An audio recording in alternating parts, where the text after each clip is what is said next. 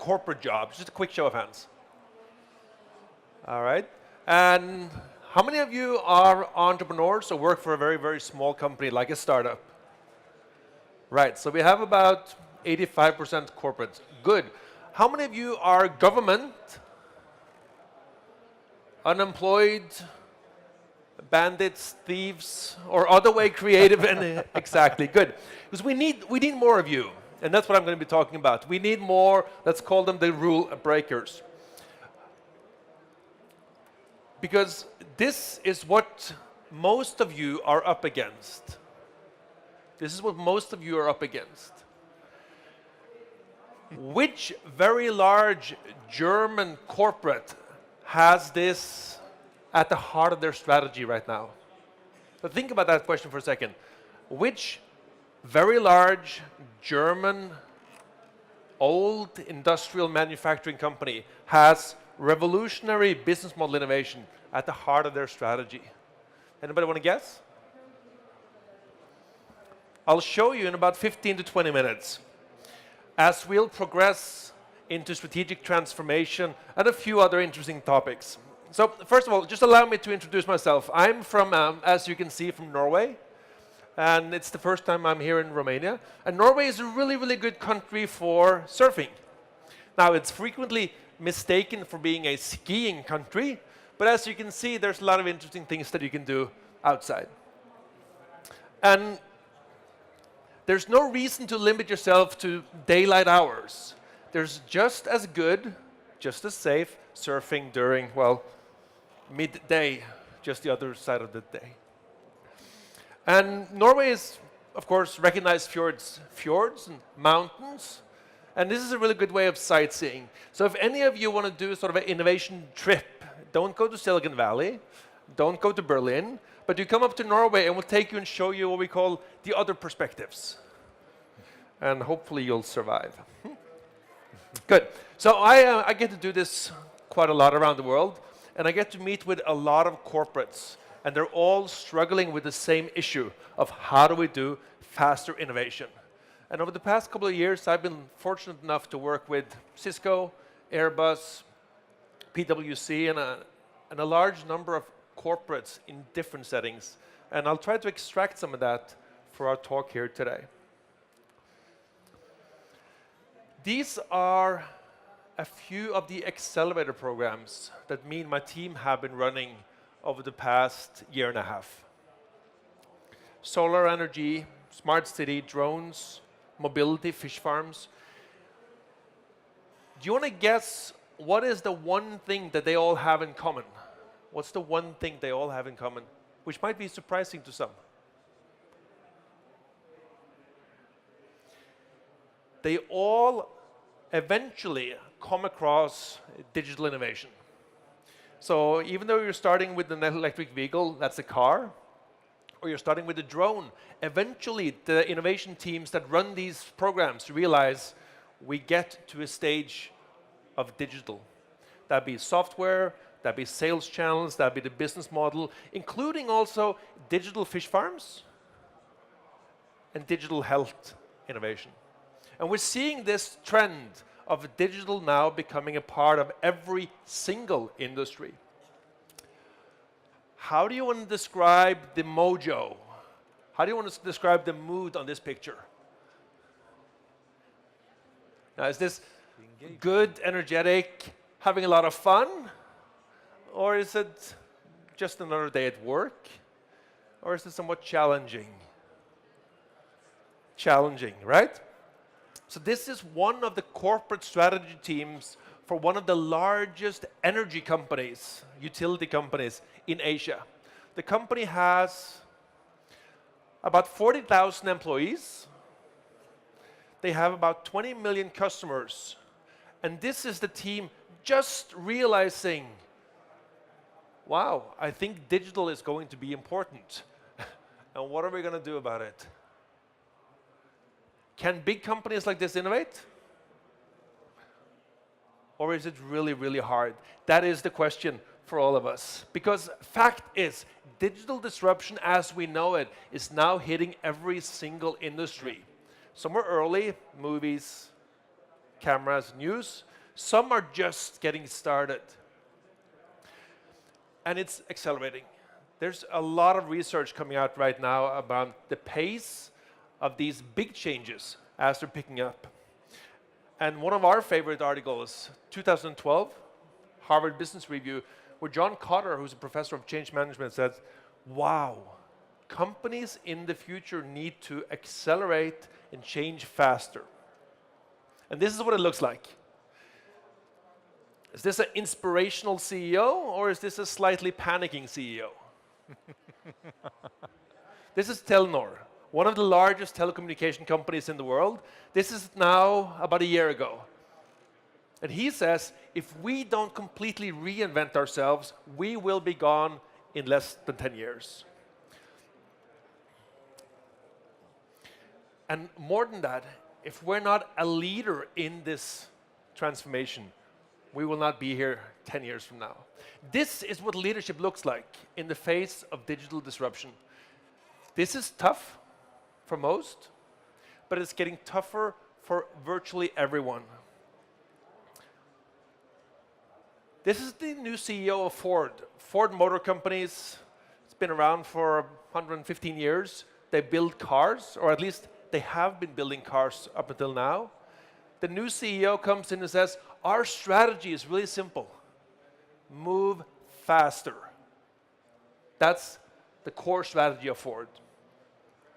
And this is why.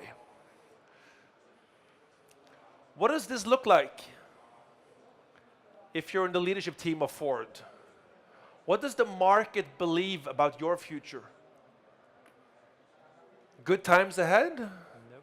Challenging times? Or are you on a death path, a declining death path that will take you to a very, very troubling place where you will end up in a negative cycle of cost cutting and cost cutting? This is the reality of Ford versus Tesla. And this is the message from Wall Street, from the New York Times, from the Wall Street Journal. Big companies need to move faster. So that's a research project that I've been running now for about 7 years. We've been exploring, working with companies and universities around the world, of how do we build tools, strategy tools, that allows big companies to innovate faster. All of these tools are available for free online. I'll give you a very brief introduction, then I'm going to take you into 2 of them as we progress our conversation. This is important. Most executives that we have today, they were brought up in this strategy as rational analysis, where you can basically plan ahead, you can forecast with high degree of probability, and you really only have one business model and defend at all cost. What we are learning is strategy is much more about innovation. We need to assume a very, very unstable environment. We need to assume totally new and different competitors. We need to assume high degree of uncertainty, big change, and the response should be, ideally, a lot of different business models. Now, most managers that have gone to school, they've learned this. Increasingly, we're shifting and trying to develop tools, teaching, understanding for this. A big one is what we call industry shifts map. Figure out high level, how is your industry changing? Second is building a 10-year innovation portfolio. And thirdly, what we call the 3 levels of business models, meaning you should have a cycling portfolio of a lot of different business model experiments, ideally running in parallel at the same time. And then we have this, a very, very simple framework for understanding innovation strategies in large companies. And this is what I'm going to take you through in our little example around cars. So this is a question that we get very often. All right, Chris, let's assume you're right. Let's assume that the digital competition and new digital competitors are now becoming a part of our landscape. What should we do about it? And I'm going to answer that by talking about the mobility industry, and how this picture is now facing actually digital disruption, just like a number of other industries. So this is a pretty common picture for many large cities, for many countries, and particularly in Asia and South America for very rapidly growing cities. This does not work well. Equally, the taxi market globally is a perfect example of what we call inefficient market. It's an inefficient market because it doesn't flow optimally. It doesn't have what we call the optimal asset usage. So when Uber came along, the taxi market was ripe for disruption. Some country, classic reflex, let's ban it, let's call it illegal, let's burn cars and tires and have protests, have some wine, walk a little line, and say, down with Uber. Or, look at the facts. Today, in San Francisco alone, more than 20% of all mileage driven is today either by an Uber or a Lyft. These numbers tell us that consumers want mobility as a service. Consumers, whether regulators like it or not, is going to keep pushing for these solutions. We will see more of us having a car on demand. It's a given. Just like you couldn't make the digital camera illegal, just like you couldn't make email illegal because it killed off the fax machine, this is what's going to happen to the cars. And it's starting slowly to dawn on a number of companies that cars, usually for many of us, the second most expensive asset that we own after our houses, are moving from an ownership to a usership. Now this is interesting because it feeds a lot of innovation for startups, it feeds a lot of new consumer behavior, and it's a big problem for the old legacy companies. But it doesn't have to be. All right, what we call a nerdy question. How many of you have read this with great enthusiasm, just like you would a vintage Playboy or a really good book? When I walk into any company that's connected with mobility, I ask the same question, I get the same response, a polite smile. This is the #1 industry report that says, oh my God, if you are in the mobility industry and you haven't read this, you're not paying attention. It's available online, RethinkX. It's a fabulous analysis that says, wow, do you think this is what you're competing against? And what did most big car companies do when Google first introduced this little toy? What did they do? Big threat, polite, curious, or laughing at it? Laughing. Exactly. Most established car manufacturers said, look at this. This isn't a car. Yeah. It's a toy. It might have some computer machines inside it. It might have wheels on it, but clearly it is not a car. Well, that's changing. This is Intel. Intel predicts that in a very near future, every single car will give off 4,000 gigabytes every single day. So you multiply that by the number of assumed cars, and you're going to need a lot of processing power, you're going to need a lot of connectivity, and you're going to need a lot of storage. And today, the car looks like this. It's moving from a toy to a more sexy toy. It's moving to a car that people like, that's safe, that's available. And this car can perfectly drive itself within current legislation. Perfectly. And it's causing this, and it's causing this, and it's causing this. Ford is doing something extraordinary. Ford is now one of the big companies in the world who's kind of waking up slowly, maybe too late, but they're waking up and saying, wait. We have seen digital disruption happen to a number of very well-respected companies. We do not wish to be on that list. This slide is from Ford's current strategy. Number one, we have the core business. We produce and sell cars. That is what we call the legacy business model.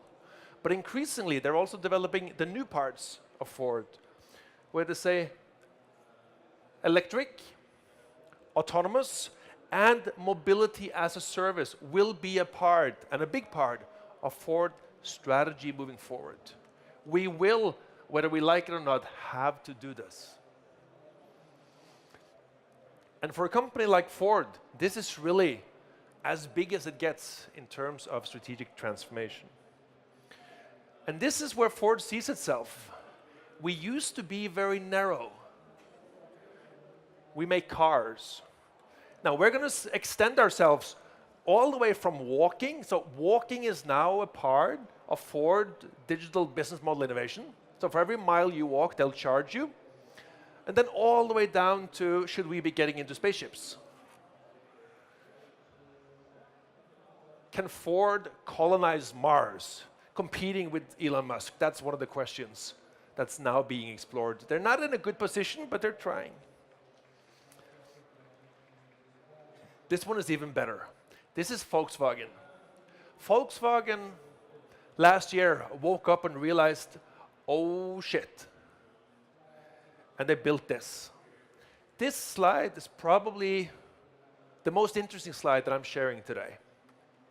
This is how Volkswagen, big, old German manufacturer, sees the future. We used to be about building cars, and we will still build better cars. We will be building autonomous cars, we will be building electric cars, and we will be building connected cars. But as we move from product innovation to business model innovation, we will also be exploring this. Revolutionary business model innovation by a legacy German brand. In this environment, Volkswagen will be getting into robot taxis and a number of software-driven solutions that they barely understand themselves at the moment. So if you're a software engineer today, if you're a hacker today, if you like building stuff for the future today, this is something you should be looking at. Because Volkswagen is telling us we are going to invest billions and billions in building the world's leading software environment for digital innovation around mobility. Forget about Uber, forget about Lyft, forget about Grab. Volkswagen and Ford are doing this. And the numbers are big, the ambitions are big, and the opportunities just as well are big. We have never, ever seen a German manufacturing company come out and start talking about they're building revolutionary business model innovation. This is entirely new. And this puts us in a cool place. How many of you have ever used or tried to use an Uber? Good, good, most of you, wonderful. I tested it today, it didn't work, but it was good. How many of you have seen this little Uber Air service that they're just introducing? So it's the same app, it's the same service, only thing is you get to fly. Uber is now developing, piloting, and building, working with Airbus, this. Uber says cars will have to compete on roads. Roads are congested. There's too many cars. Why don't we make a beautiful, simple, cheap mobility service that allows us transportation even better, even cheaper, even faster. It is now being developed as a pilot program in Dallas, Texas, and in Dubai. In certain markets today, you can sign up as a pilot user, so to speak. You get a helmet. And they're doing this at a speed and a pace that is just incredible. The speed and the pace of Uber is now pushing everyone else to increase their investments and innovation. So what does a big company do? You're seeing these trends, you're seeing these competitors, you're seeing this landscape shift. It's quite simple, yet very complicated. Number one, you have to design a core business and leave it almost on the side. Virtually separate your core business model. Any innovation you do should be efficiency-driven, it should be cost-cutting, but don't expect too much of it. Then you should have a number of parallel growth businesses. This would be closely related. You can use the same brand, you can use the same software, you can use the same people, you can use the same manufacturing base. But where it gets really interesting for companies like Ford, like Statoil, like Volkswagen, is exploring this.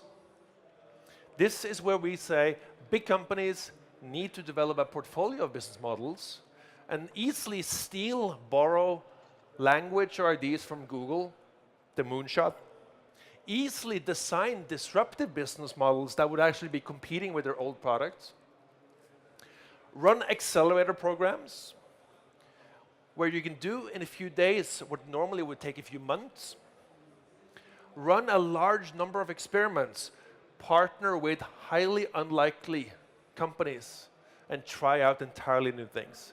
This is virtually impossible if you do it within your core business. For faster innovation to be successful, you need to spin it out and separate it, and then develop this. This picture is a framework that most big companies are now, in some kind of way, trying to adapt, trying to learn, and trying to adjust for. This is what corporate strategy looks like in the face of digital disruption. And then we need to build an innovation strategy. So if you're doing explore, you need to build a very, very specific capability, a very, very specific skill set around your innovation strategy. Number one, understand market opportunities. Now, for those of you familiar with the field of innovation, you'll recognize a lot of Cisco's thinking, you'll recognize a lot of Google's thinking, and you'll recognize a number of examples in terms of what we call best practice. Number one, innovate around market opportunities. So if you're Ford, don't worry too much about protecting your car base. Look at the mobility space, look at drones, look at space travel, and these are market opportunities for you to innovate around. Number one, for many companies, we will do this ourselves. Our innovation strategy is our employees, the people that we have today, they are going to build this. We call it secret, we call it hidden, we don't talk too much about it and go away because we'll be just fine. We'll do it ourselves. And this is where most big companies are comfortable. And this is also where innovation, regretfully, is slowest. And this, for a number of years, has been Ford's strategy. Ford talked about innovation a couple of years ago, and they said, look at this car, isn't it beautiful? Our innovation goes into making this car beautiful. Now, how much does that help if you're competing against Uber? I'm not quite sure. But Ford's innovation strategy, going back a few years, was beautiful design, and the cars will sell itself. The next part of the innovation strategy is, let's just buy it. If we can't build it ourselves, if we don't have the people and the skills and the tempo, we can just buy it ourselves. And this is really good if you're a technology startup. If you're a technology startup today, you should be looking at the mobility space and say, can we beat this? Intel goes to Israel and they buy Mobileye for $15 billion cash. It's the biggest M&A, it's the biggest exit of a technology company in Israel to date. And Intel was so optimistic They told all of their employees in the US, you're moving to Israel, because what these guys are doing, we can't even fathom ourselves. If you can't build innovation, you turn around and you buy innovation. I think we'll see more deals, and we'll see bigger deals across Europe, across the US, and across Asia in big car companies buying technology startups. Number 3, strategic partnerships. Strategic partnerships is a key engine for a lot of innovation strategies. This is one example. This is Volvo partnering with Uber. This picture is about a year and a half old. This is Volvo supplying the car, and then Uber is supplying the radar, the technology, the customer experience, the customer interface, the customer billing, the brand. And about 6 months ago, Volvo realized if we keep going this way, we will become commoditized.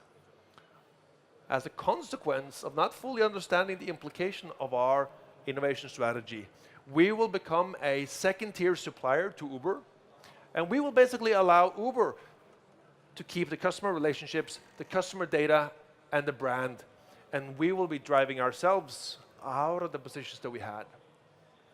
Not a very smart move for Volvo. Then we have, can we invest in a portfolio of startups? So instead of placing one bet on one company like Intel and Mobileye, how can we as a large company look across the digital landscape and invest in this? Right now, Frost & Sullivan are tracking 1,700 mobility startups, all driven by digital innovation. And they're predicting that most of these will be acquired by the big car companies. The size of the company is picking up, the size of the deal is picking up, the pace of transaction is picking up, and we will probably see that Volkswagen, Toyota, Ford come in and buy a large number of these to boost their own digital skills. Then we have what is really my favorite.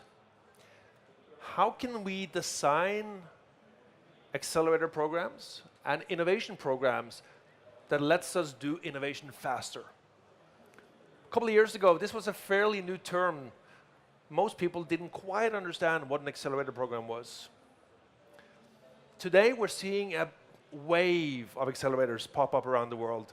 It's a partnership between the car company and Techstars, Rocket Space, Magic, and I think this one is my personal favorite.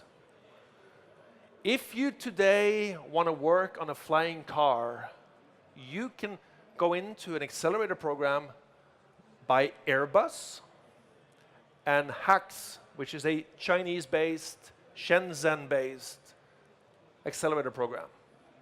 So Airbus is paying, and HAX is running a 3-month accelerator to build the flying car of the future. Applications are open. Anyone in this room, regardless of background or age, can apply. And if your company is good enough, you get to go to China for 3 months. Anybody have some spare time on their hands? This press release went out about a week ago.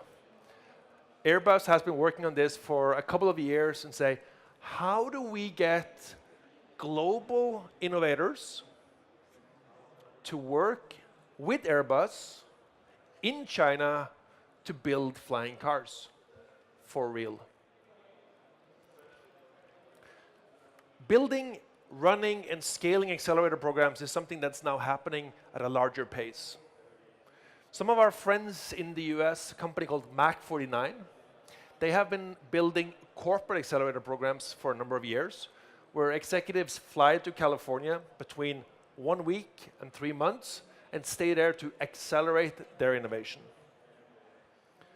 Across the Nordics, we have also been building and running close to 15 different accelerator programs, where we put people together for anything between 5 days and 30 days to speed up innovation.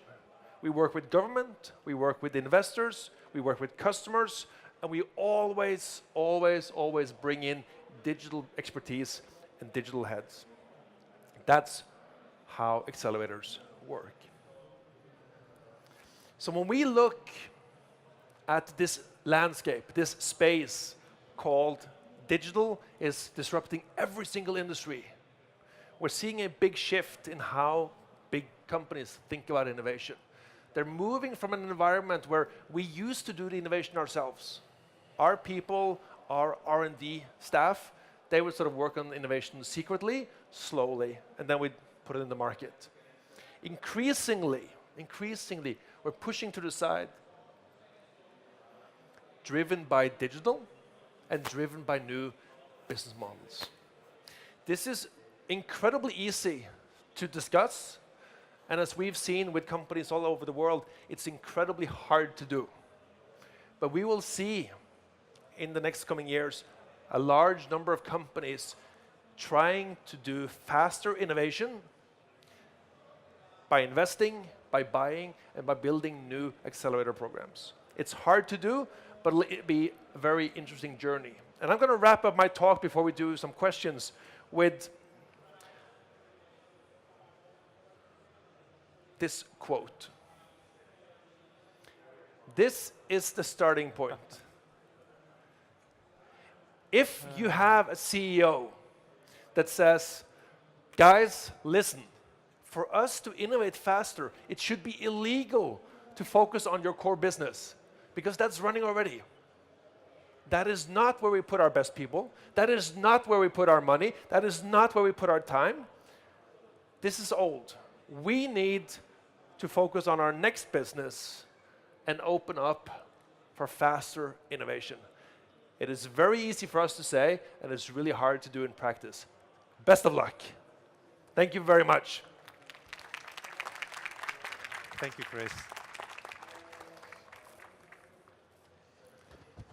So, întrebări, questions? No?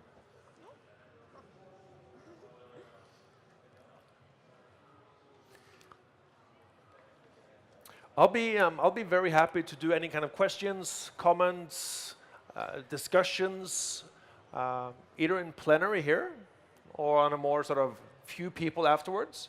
But really, let's take the time for the first question here, and then we see where it goes. Go ahead. Hello. If you know the story of the Wright brothers, right, who invented the plane, they also had a very big competitor with lots of resources and everything else, similar to these big companies who are also trying to, you know, race to innovation, let's say. And I mean, it's clear who won, you know, the smaller, faster guys. Do you really believe these big guys have a chance, even if they follow everything to the T, let's say, with these strategies? Do you really believe they are, I don't know, agile enough to actually have a chance at this? It's a really good question. It's a really good question. So to answer in two parts, first of all, the story of the Wright brothers is a really good example, and I use it a lot for teaching. And it's true. You know, the two brothers came from a background of building and selling bikes, and they basically invented the first successful plane. We have progressed, we have learned. Today there's much more research on how big companies can successfully innovate faster. There's a growing understanding of, you know, what happens in the face of digital disruption. And executives have studied Kodak, they've studied Blockbuster, they've studied Nokia, and all these big companies that were too big to fail. You look at the landscape today, some of our colleagues in the US predict roughly half of the big companies in the US on the stock market is going to be gone in about 10 to 15 years.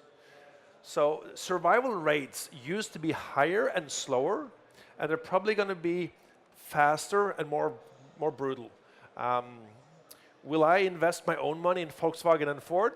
Probably not, because they have a limited space to grow.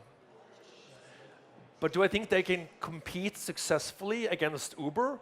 Most likely, yes. I think it's going to be very, very, very bloody. in that space, because these companies are learning how to do this, and they're much more aggressive in terms of buying and acquiring and destroying their competition. But it'll be interesting.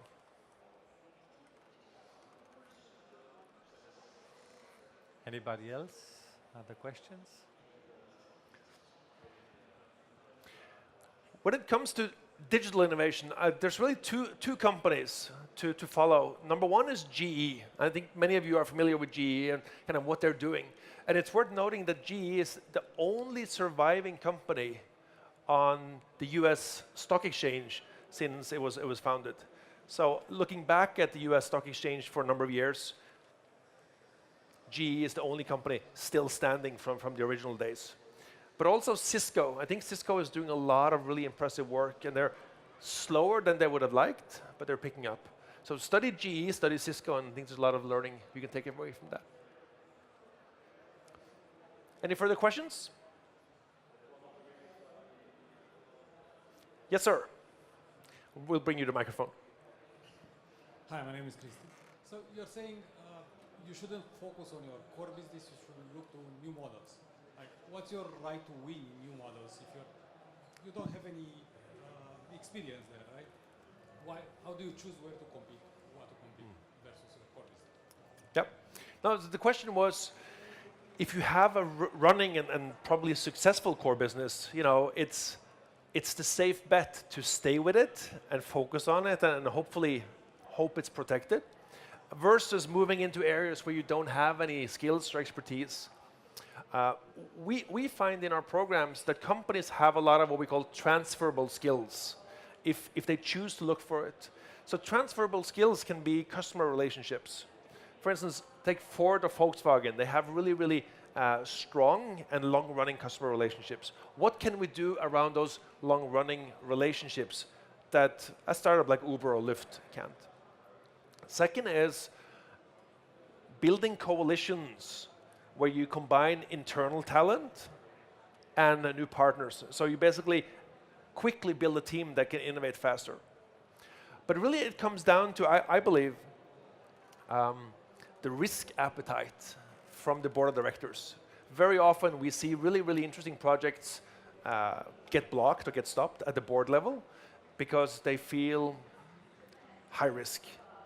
But I think the gentleman in front of you asked a really good question, that it's more risky not to do anything, rather trying what we call reinvention and development. But it's a trade-off. It's a trade-off. But Chris, if I may, from what you've shown, is that actually is the ability to look at the alternatives, to see how mobility can be achieved by walking, by biking, by this, and not to get stuck into your core business and thinking the only way you can be mobile is with a car. Okay. Because I'm in the car industry. So I think the statement of having the focus on the core business is just not to lose sight of the fact that you can become irrelevant to other alternatives that are already happening. And Kodak didn't see it, and you know what happened, and Nokia and many others. It's just like the challenge is today, and I know there's a great program on Netflix about reinventing the porn industry. Because you know, it just got digitized, and you have the online, and it's a big disruption going on there. And yet, a company, a small company in Spain, led by women, created a whole new concept, and it's really fantastic. So it's not always about technological innovation that will lead us there. It's about utility innovation. It's about looking at alternatives. It's about looking at the trends that are already happening. It's about looking at the huge masses of people that are ignored or on the fringes or kind of just occasional users of some service. So it's really about, if I understand correctly from also what I saw, it's about really widening your perception more than your muscle to achieve a particular design. I'll just add to this briefly, and then I think we have a question over there as well. Yeah. So we've done a bit of work with rail companies. So rail companies, they run the trains. So they run a train from point A to point B and point C and point D. And when we started working with them, the only thing they cared about, how can we make sure the trains run on time, and how can we have more comfortable seats? So on time and comfortable seats. And we came in and said, but what does your customers really care about? They don't care about trains. What do they care about? Well, they care about getting from point A to wherever they might need to go. And can they do that by other means? Of course. So the train company is now developing software and self-driving cars that allow them to compete in a very different space. They didn't have the skills, but they realized if they don't, then somebody else will. Yes, sir. Hello. It's not working? Yeah, Hello. it is. So my question is, how do we convince governments to adopt these strategies of innovation in the public sector? That's a big question. How much time do I have? Well, This is an it's interesting that you ask. First of all, having the government driving innovation is really important.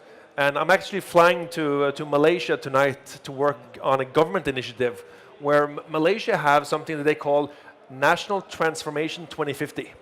And they basically look from 2015 until 2050 and say, what do we have to change to be one of the most innovative nations in the world? it's Blue Ocean, right? Yes, It's yes. the Blue Ocean. It's exactly the Blue Ocean, exactly, yes. So we need to get governments involved. We need to get government educated on sort of what does the innovation ecosystems mean. And I think we need to get governments to realize that value creation today happens on a very different setup than traditional government planning. It's not easy, but there are some good examples. And interestingly enough, China, Malaysia, very different models, but both very effective. Do you have a couple of more minutes, or? I have about 2 minutes left on the clock here. Good.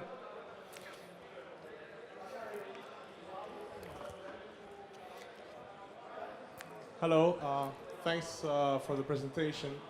I had a question regarding the point of view towards innovation. So there is this point of view that you should really focus on innovation and kind of make it a purpose.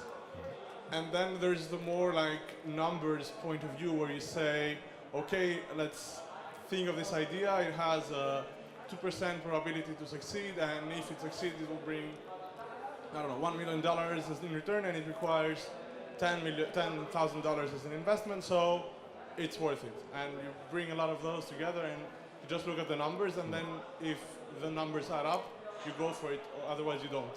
So I would like to ask you, what is your take in this point of view? Because it's not really about just innovation as a purpose, rather than as an investment. Yep. If you can qualify properly the percentages, of course. Can you imagine playing football? So soccer, right? Playing football, and the other team is also playing football, but they're wearing American football uniforms with American football rules. You know, it is not a fair game. It's not a fair match. It's not an even playing field. I think one of the big problems that large corporations have is when they look at innovation, they look at cash flow and earnings. How much will we make from this? When startups like Uber or Lyft or many others look at this, they don't really care about earnings. They care about growth and they care about valuation for an exit scenario. And what's happening today is that there's so much money flowing into startups. So you can, if you're good or lucky, you can build a company, scale it and sell it in 3 years for quite obscene amounts of money. Whereas a big corporation, you wouldn't account for it like that. So that means that for some of the riskier projects that has a very high probability of exit as a startup, it has a very low probability with a large corporation. So that's one, we call it unlevel playing field. The other is that when it comes to innovation accounting, large companies really don't have a good language for it. They're used to accounting and doing metrics and doing financial analysis on the core side, but very, very inexperienced when it comes to market sizing, market scoping, total market potential versus risk and cost. So it's a different financial language, really, and really hard to master. Wow. Thank you, Chris. This has been wonderful. Thank you. Thank you very much, and have a wonderful day. Thank you.